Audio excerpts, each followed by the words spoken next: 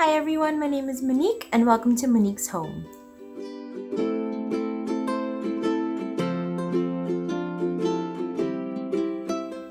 So, our video for today is about blaming. Do you like being blamed?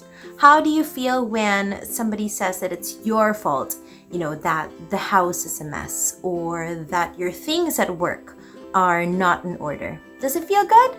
It doesn't. I don't like being blamed. I'm sure you don't either. And I'm pretty sure our children don't like being blamed either. So, the video for today is about blaming and how sometimes when, we're so busy with the things that we're doing at home or at work or in the classroom that we say things that we don't mean to, and it ends up making the children feel that we're blaming them for the troubles that are around us. So I think that what we're going to talk about today is not only applicable in the home, but also in a classroom, with a lot of younger children. I think a lot of the videos in my channel really are also applicable. I am also an early childhood educator, so a lot of the things that I practiced with my own kids since they were very young were things that I've practiced in the classroom. What do we do? What do we say that makes children feel like we're blaming them? So for the things that we're going to talk about today, what we want to do is shift the attention from blaming a child for something that has happened,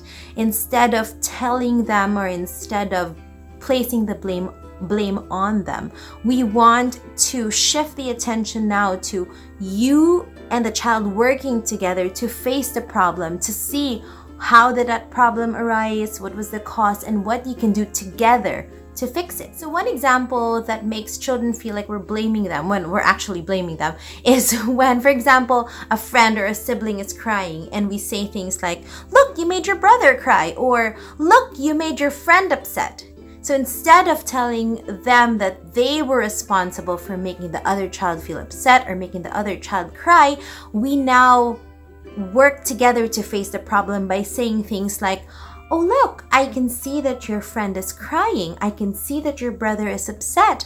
I wonder why. What happened? Or what can we do to help your friend feel better?" So when we say that, we are not blaming them right away. Instead, we're stating what we observe, and together we can get to the root cause of the problem and perhaps solve it.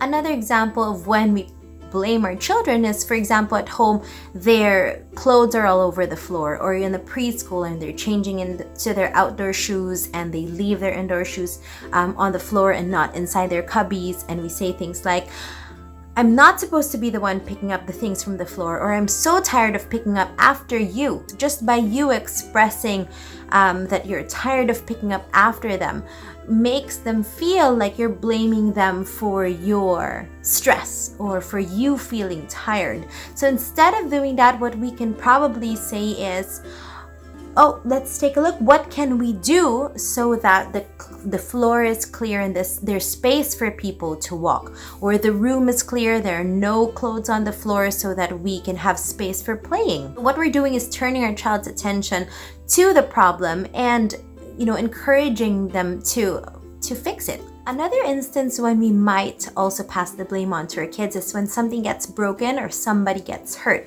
For example, maybe in the classroom they broke a lamp, or maybe a picture, or maybe in the house, like Raphael, he squishes Millie's face all the time, our little dog, and she gets upset or sometimes gets hurt.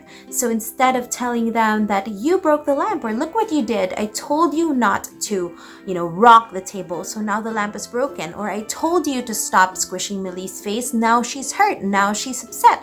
So instead of saying that, maybe we can turn their attention to your feelings or the feelings of the person or animal that got hurt. For example, you can say, "I'm feeling a little bit sad because now we don't have a lamp to use for our reading area." Or you can turn their attention again to the feelings of the other person or the feelings of the animal in this case. So you can say, "I think Millie is feeling upset because she seems to want to rest and she's not able to." So even in our life as adults, blaming doesn't get us anywhere. When we blame somebody for something, even if it really is their fault, it just makes them feel negative. It just makes them feel like uncooperative, because their guards go up right away and they're not in the mood to really help you with a situation.